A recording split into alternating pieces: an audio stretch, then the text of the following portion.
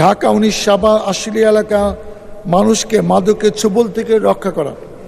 আমার নির্বাচনী এলাকা লোক সংখ্যা প্রায় 40-50 লক্ষ। এটি একটি গুরুত্বপূর্ণ এলাকা। জাতীয় স্মৃতিসৌধ এই এলাকায় একটি পাবলিক বিশ্ববিদ্যালয় সহ আরও 8টি প্রাইভেট বিশ্ববিদ্যালয় ঢাকা 19-এ অবস্থিত। অনেক সরকারি প্রতিষ্ঠান এখানে, হাজার হাজার শিল্প প্রতিষ্ঠান সাবা আশুলিয়াতে আছে। এখানে 2টি থানা, সাবা মডেল থানা এবং আশুলিয়া থানাও আছে। বিগত 17 বছর বিগত সরকারের পৃষ্ঠপোষকতায় মাদক ব্যবসা এমন এক পর্যায়ে পৌঁছেছে যেখানে বেশিরভাগ গ্রামে মাদকের ছোঁয়া আছে বলে আমি মনে করি। একটি মহল অবৈধভাবে মাদক ব্যবসার সাথে জড়িত থেকে লক্ষ লক্ষ কোটি কোটি টাকা পাহাড় করেছে এবং তা এখনো অব্যাহত আছে।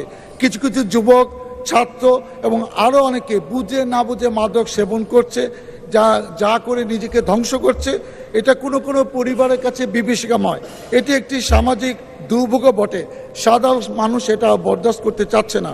2/3 ভোটে একটি সরকার দায়িত্ব পেয়েছে দেশ পরিচালনায়। তাই মানুষের প্রত্যাশা এই সরকারের আমলে অবিলম্বে এই ব্যাপারে যথাযথ পদক্ষেপ গ্রহণ করে যাতে মাদক ব্যবসায়ীদের তথ্য প্রমাণ সাপেক্ষে অবিলম্বে গ্রেপ্তার করে সাবা আশুলিয়া মানুষের জনদুর্ভোগ লাঘবে ভূমিকা রাখবে। মাননীয় স্পিকার, আপনাকে ধন্যবাদ।